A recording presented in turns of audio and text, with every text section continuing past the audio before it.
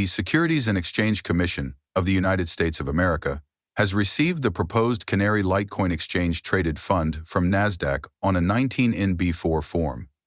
It was submitted on behalf of Canary Capital and is the first step in the formal review process for approving a spot Litecoin Exchange-Traded Fund. One important step is submitting the application. If all goes as planned, Litecoin might soon become one of the cryptocurrencies with an authorized exchange-traded fund in the U.S., joining Bitcoin and Ethereum. NASDAQ filed the 19B4 form on January 16. Canary Capital filed a revised SON earlier that week. These two submissions were carried out. Therefore, these two documents cover every important factor that the SEC takes into account when deciding whether or not to approve the ETF design. The application states that U.S. Bank Corp Fund Services LLC will oversee the fund's management, and U.S. Bank N.A. will be in charge of keeping an eye on the funds held by the exchange-traded fund. The Litecoin included in the fund will be safeguarded through the use of Coinbase Custody Trust Company, LLC. Exchange agencies must submit Form 9B4 in order for the Securities and Exchange Commission to approve exchange-traded funds. This is the first step they have to take in the legal process. This submission starts a 240-day period in which the Securities and Exchange Commission, Eric Balchunas, a senior analyst at Bloomberg for ETFs, described the submission as a promising indicator in an article that was recently published on X. Therefore, Litecoin might be the next cryptocurrency to be approved as a fund that is traded on a spot exchange. The Securities and Exchange Commission is now preparing for the incoming Trump administration, which is when it was submitted.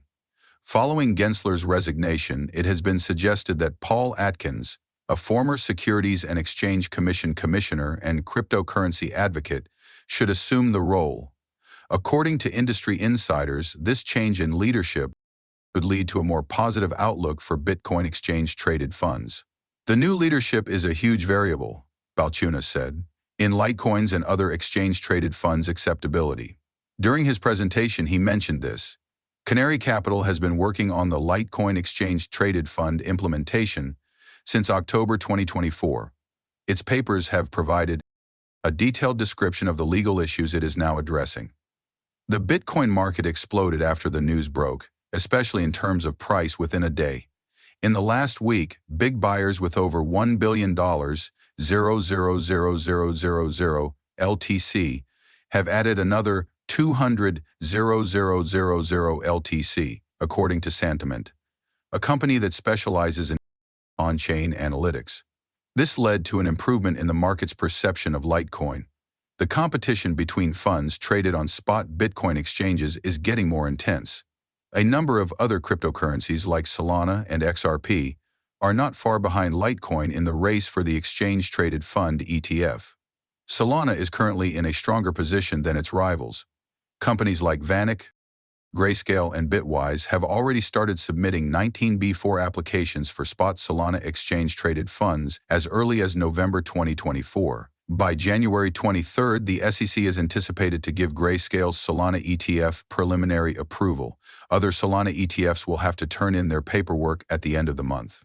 Solana proposals extend the lifetime of their UIP rights to the end of the month. Solana property owner Jonas Liu of Cleveland, Ohio, has still not met his daily application, and a Grayscale judge at 21 shares and Canary Capital have yet to apply for Ripple's XRP-based exchange-traded funds or ETFs.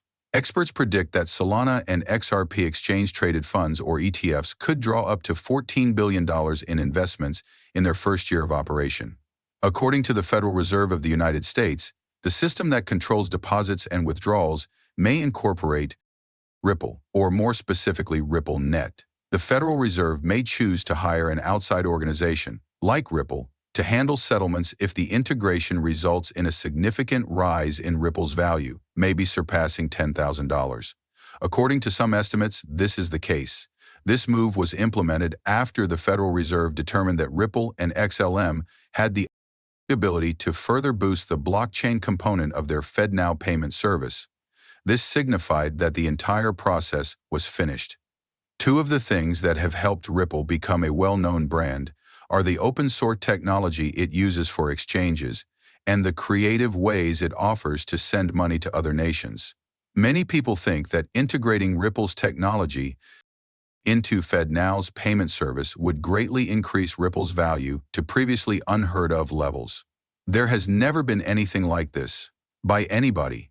Ripple and the Federal Reserve have worked together to provide a number of payment options, which are covered in the research paper The U.S. Path to Faster Payments. Real-time foreign payments, which normally take 2 to 4 days to execute, are the main topic of the article, and don't offer a lot of details on tracking or cost. The report also includes a consideration of these payments limits. Ripple is a revolutionary technology that enables instantaneous transaction settlement in addition to providing real-time tracking of payments and fees. This is done to improve the functionality of the existing system. Even if the report primarily focuses on methods to strengthen the local payment system, which also includes the Federal Reserve and the Saudi Arabian Monetary Authority. The foundation of the groundbreaking technology created by Ripple Lab is the idea of offering a free, global, real-time payment system. This is currently the most basic level of payment processing that Ripple Lab has created. Because of this, we can say that Ripple's open peer-to-peer payment system will eventually take the place of current monetary transaction methods, and the Fed plans to use and promote it.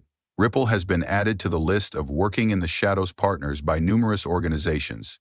These institutions include the Bank of International Settlements, the International Monetary Fund, the IMF, and the Board of Directors of the Federal Reserve. This is evident from the fact that the institutions are interested in using Ripple's technology. It is important to remember that Ripple very recently entered the market for large institutions. Given that the Bank of International Settlements controls a sizable amount of the world's money, Ripple's entry into this market is a noteworthy move. One individual who contributes significantly to this effort is Jess Chan, a well-known board member on the Fredericshire Board of Governors. According to the Department of the Interior,